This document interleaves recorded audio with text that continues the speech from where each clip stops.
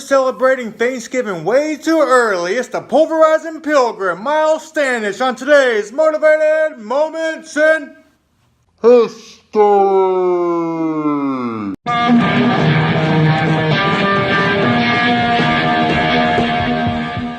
Myles Standish was born sometime in the 1580s in England. He was always some short dude and had a bad attitude. He was also the son of a rich guy, but when his old man kicked the bucket, the rest of his family screwed him out of his inheritance and told him to kick rocks because they're a bunch of dumbass Pierce Morgan twat bags. So now homeless and winter fast approaching, this midget of mayhem sought refuge with the British Army, and he made it his life's mission to compensate for his tiny ass frame by slaying some motherfucking bodies.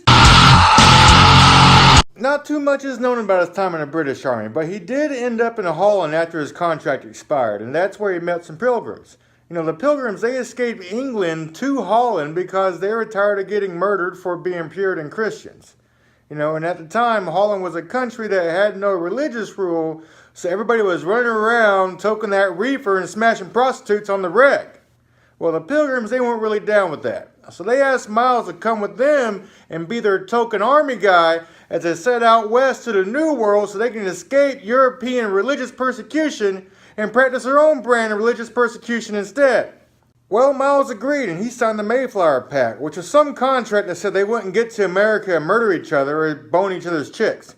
So, you know, as those stupid hat-wearing dorks set sail to go be Puritans across the globe, Myles, he stood on the deck like Leo and rode that sumbitch across the big old pond to the good old US Myles was given command of the Pilgrim Militia, which consisted of him and about 8 other dudes who never held a gun before and reeked of their pogness. Well, when the Mayflower came upon the shore of North America, Myles and those dorks, they headed out on a rowboat. They made their way to land and searched for a place to build their colony. You know, upon landing, they were ambushed by the natives. You know, this battle didn't last long because at the time, Native Americans never seen or heard of a gun before. So they all scattered from his majestic-ass boomstick when he started to unload on them. He eventually decided that Plymouth Rock was a good place to live. So the pilgrims, they set foot on ground, and when they did that, he immediately had them build colony walls, fortifications, battle positions for the impending attacks, and when the pilgrims built the church, he put cannons on top of it, so not only could they worship the Lord, but they could also slay bodies in the holiest of manner. Literally, half of the pilgrims succumbed to the elements and disease the first winter. Myles wasn't one of these. His body was so hardcore that he didn't even catch a cold and withstood freezing temperatures and hunger without worry. He didn't even break a sweat. Well, it's probably like -10. I don't think anybody broke a sweat, to be honest with you. Pretty good. It's science. Yeah. He led this Rudy Poo militia on numerous expeditions. They searched for food, animals, and Native Americans they could trade with. You know, this was quite hard because more natives wanted them dead than alive. But he quickly built a reputation of waxing some serious ass with the utmost brutality when threatened. Like, if you just looked at this dude wrong, your days were numbered. And that number was usually 0 because he was about to kill you, your horse, your crops, and anybody who ever thought you to be anything more than just some slack-jawed douchebag.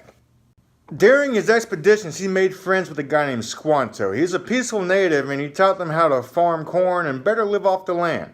You know, one time Squanto was taken captive by a rival tribe, so Myles ran into their camp solo, like some Rambo-type badass, rescued Squanto, and did something that scared the shit out of the tribe, and they all ran off.